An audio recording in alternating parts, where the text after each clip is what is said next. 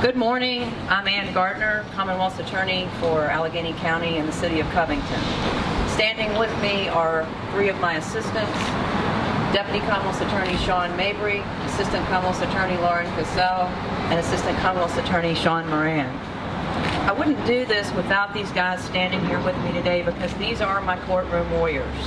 These are the guys, along with myself, who work with the victims every day and go to court and fight these cases. So I want them up here with me. Now, nothing that I can say today is going to be as moving as what you've heard from the two victims who just gave testimony. And also, probably nothing that I can say today will be as fascinating as watching a bunch of dudes running around in high heels.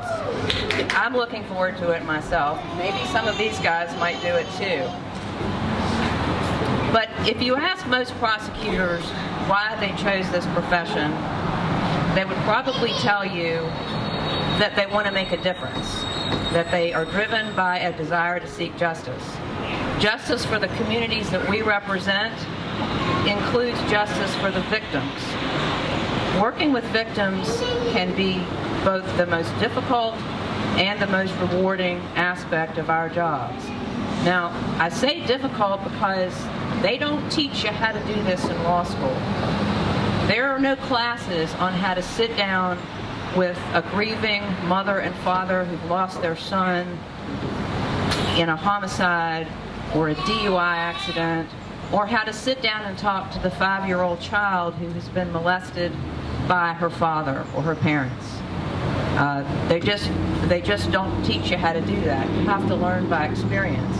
And what we do when we work with the victims is we relive with them the details of some of the worst moments of their lives. We have to.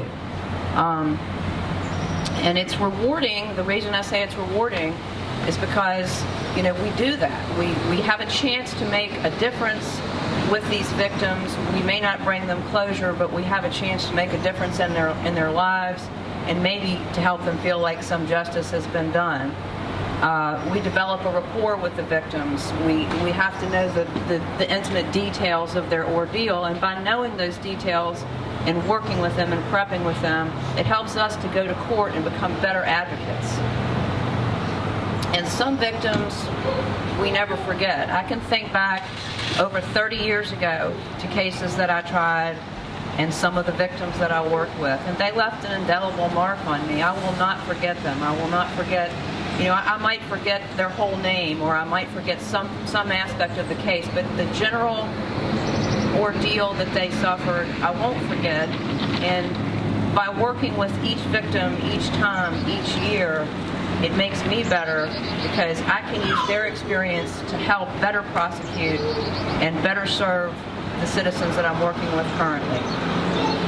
But what we never talk about is, what about the victims who have no face, who have no voice, who have no address, or no name even, or the intended victims that through good police work we can prevent from becoming actual victims.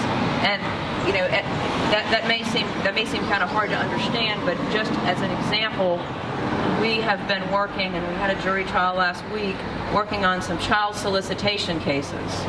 And through aggressive, undercover, creative police work, we are able to identify child predators, to apprehend them, and to bring them to justice without ever having to put the victims through going to court.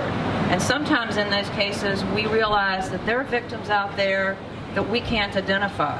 When we take those computers and we dump them and we find communications with a 10-year-old or a child somewhere that we can't find or identify, then those are victims that we're helping seek justice for, but we don't know who they are. And then the intended victims who never have to suffer because of good, aggressive police work. Now, to me, this event is always about recognizing the victims. That's why we're here.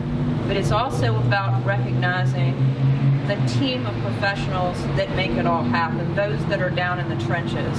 And I know some people have thanked Ashley Morris, but I'm going to do it too because she works directly with me.